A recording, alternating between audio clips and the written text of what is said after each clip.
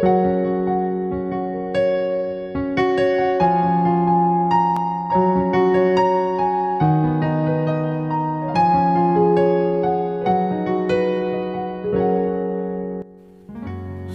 Bapak Ibu, Saudara-saudari yang dikasihi Tuhan.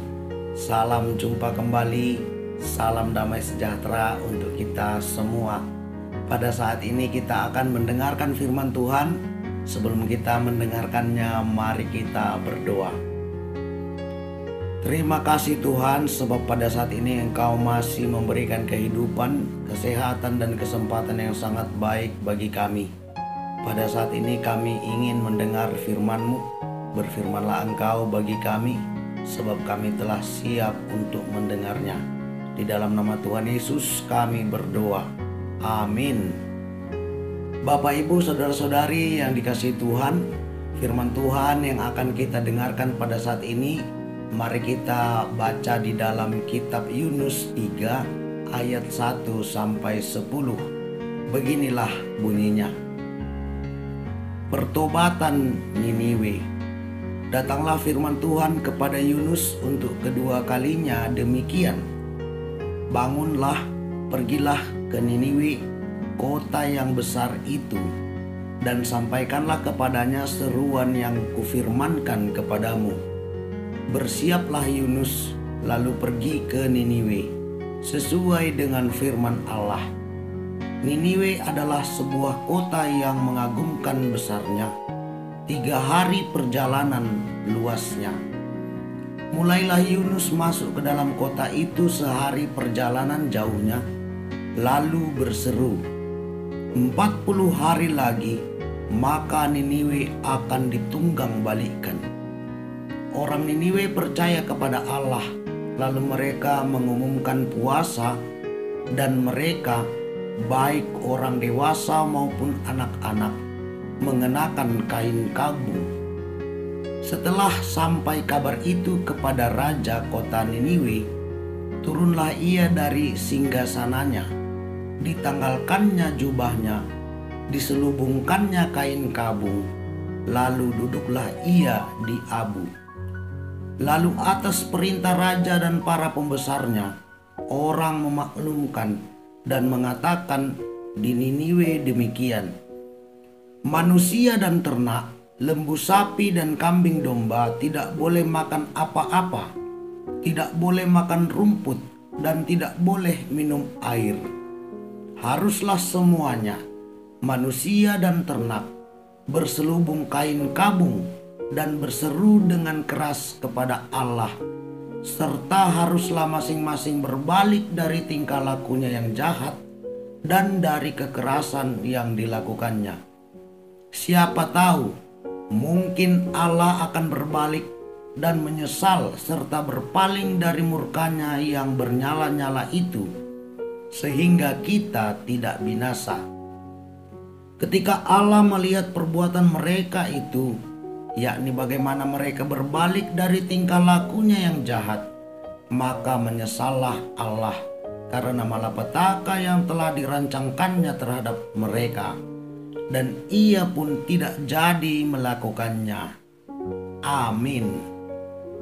Tema firman Tuhan ini bagi kita adalah menjawab dan melaksanakan panggilan Tuhan.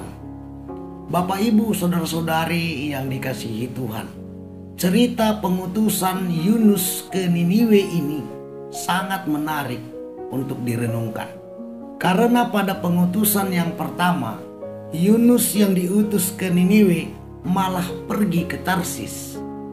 Yunus tidak mau pergi ke Niniwe karena Niniwe adalah bangsa asing yang setia kepada perbuatan jahat dan kekerasan, sekalipun mereka percaya kepada Tuhan. Yunus sangat membenci orang-orang Niniwe, dan ia ingin supaya Tuhan segera menghukum mereka. Tetapi ketika dia mempertahankan kebenciannya terhadap orang-orang Niniwe dan tidak mau menjawab panggilan Tuhan dengan baik, maka Tuhan marah kepada Yunus dan memasukkan dia ke dalam perut ikan selama 3 hari 3 malam lamanya. Dari dalam perut ikan itu ia berdoa kepada Tuhan, sehingga Tuhan pun melepaskannya. Bapak, Ibu, saudara-saudari yang dikasihi Tuhan, setelah Yunus terlepas dari dalam perut ikan, Tuhan kembali mengutus dia ke Niniwe. Yunus pun pergi, dan sesampainya ia di sana, ia berseru bahwa 40 hari lagi Niniwe akan ditunggang-balikkan Tuhan. Ketika orang-orang Niniwe mendengar berita ini, mereka langsung mengumumkan dan melaksanakan puasa. Raja kota Niniwe, semua penduduk dan segala jenis ternak diwajibkan berpuasa dengan tidak makan dan tidak minum. Mereka menyelubungi diri dengan kain kabung sambil berseru kepada Tuhan dan berbalik dari segala tingkah laku mereka yang jahat. Bapak, Ibu, saudara-saudari yang dikasihi Tuhan, orang-orang Niniwe melakukan semua itu karena mereka berharap kiranya Tuhan membatalkan rancangan malapetaka yang telah dirancangnya terhadap mereka. Ternyata upaya mereka tidak sia-sia.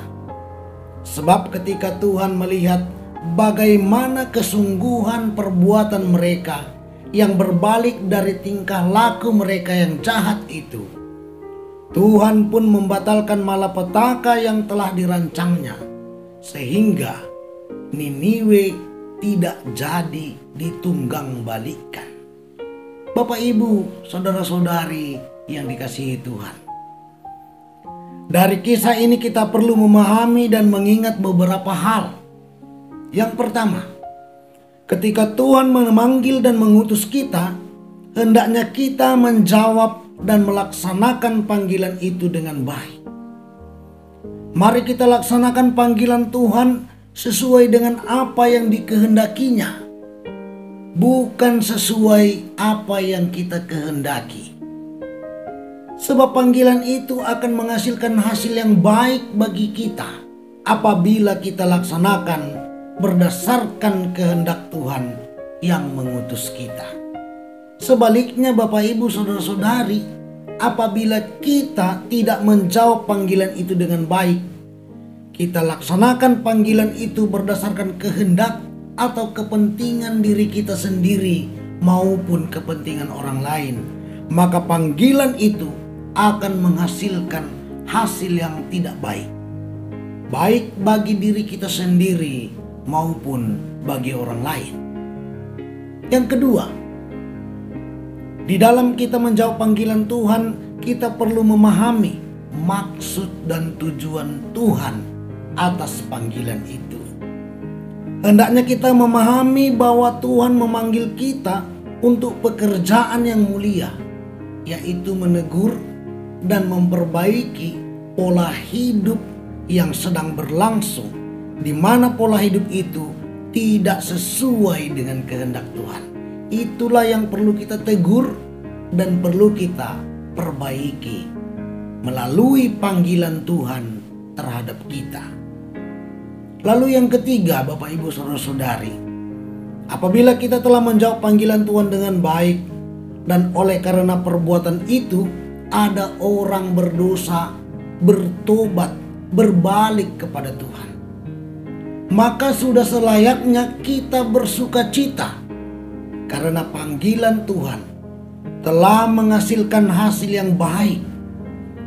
Bapak, Ibu, saudara-saudari, berbahagialah jika sesama kita berbalik kepada Tuhan. Bersukacitalah jika sesama kita bertobat, menjauhi segala jenis kejahatan. Sebab pertobatannya itu pasti memberikan dampak yang baik bagi keberlangsungan hidup kita sampai kepada keturunan-keturunan ataupun generasi-generasi penerus kita. Pertobatan seseorang pasti memberikan dampak yang baik, baik secara langsung maupun secara tidak langsung. Bapak, Ibu, saudara-saudari yang dikasihi Tuhan, seorang rohaniwan salah satu agama, pernah diberi kesempatan menyampaikan kata sambutan di sebuah acara perayaan Natal. Di dalam kata sambutannya ia berkata, "Saya mengucapkan terima kasih kepada pendeta dan kepada semua pengurus gereja yang ada di sini, yang telah mengajarkan berita Injil kepada seluruh jemaat yang ada di gereja ini. Saya juga berterima kasih kepada seluruh jemaat, karena seluruh jemaat di gereja ini telah menerima dan melaksanakan ajaran yang disampaikan oleh pendeta dan semua pengurus gereja. Sebab kalau pendeta, pengurus gereja, dan seluruh jemaat tidak mau belajar serta tidak mau melakukan berita Injil yang mengajarkan kebaikan, pasti hidup saya tidak aman. Saya pasti mengalami ketakutan, karena semua orang yang ada di gereja ini pasti akan merampok saya, bahkan membunuh saya.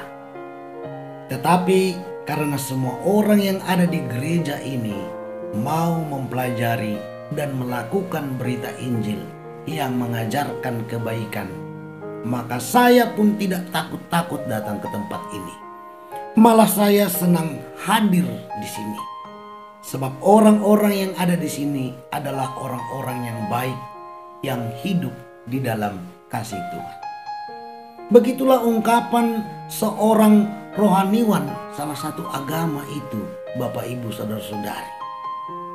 Dia mengakui bahwa kebaikan, perubahan hidup, perbuatan baik dari jemaat-jemaat Tuhan yang ada di sebuah gereja memiliki dampak yang baik bagi orang lain, baik secara langsung maupun tidak langsung.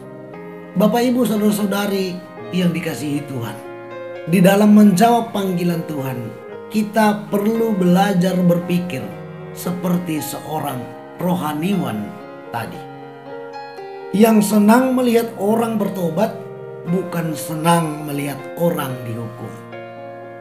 Dan untuk mencapai pola pikir seperti itu, Tuhan Yesus mengajarkan kepada kita di dalam Matius 5 ayat 44 sampai 45, bahwa kita mesti mengadopsi cara berpikir Bapa yang menerbitkan matahari bagi orang yang jahat dan bagi orang yang baik.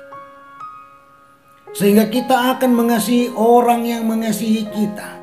Kita akan mengasihi orang yang kita anggap sebagai musuh kita. Dan kita akan mengasihi orang yang menganggap kita sebagai musuhnya. Bapak Ibu Saudara-saudari yang dikasihi Tuhan, dalam menjalani kehidupan sehari-hari, hendaknya kita percaya bahwa Tuhan telah memanggil dan mengutus kita. Tuhan memanggil kita untuk menegur dan memperbaiki pola hidup yang salah, yang tidak sesuai dengan kehendak Tuhan, menjadi kehidupan yang sesuai dengan apa yang diinginkan Tuhan. Marilah kita laksanakan tugas panggilan ini sesuai dengan firman Tuhan, bukan sesuai dengan keinginan pribadi atau kepentingan-kepentingan lainnya. Marilah kita bersukacita melihat orang lain bertobat, dikala kita yang menjawab panggilan Tuhan dengan baik hadir di tengah-tengah mereka. Karena itu Bapak Ibu Saudara-saudari yang dikasihi Tuhan, jawab dan laksanakanlah panggilan Tuhan dengan baik. Sebab dengan cara itulah kita menjadi rekan kerja Tuhan dalam memperbaiki kehidupan ini.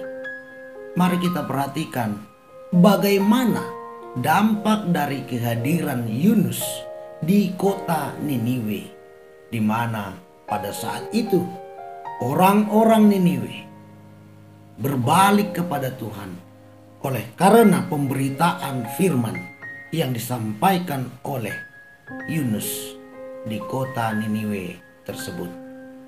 Amin. Mari kita berdoa. Bapa kami yang di sorga, terima kasih firman-Mu sudah kami dengar dan kami renungkan. Ajari kami untuk melaksanakannya di dalam kehidupan kami sehari-hari. Dan mantapkanlah hati kami, kesiapan diri kami untuk selalu menjawab serta melaksanakan panggilan-Mu bagi kami di setiap waktu. Terpujilah Engkau ya Bapa, di dalam nama Tuhan Yesus kami berdoa. Amin. Shalom bagi kita semua.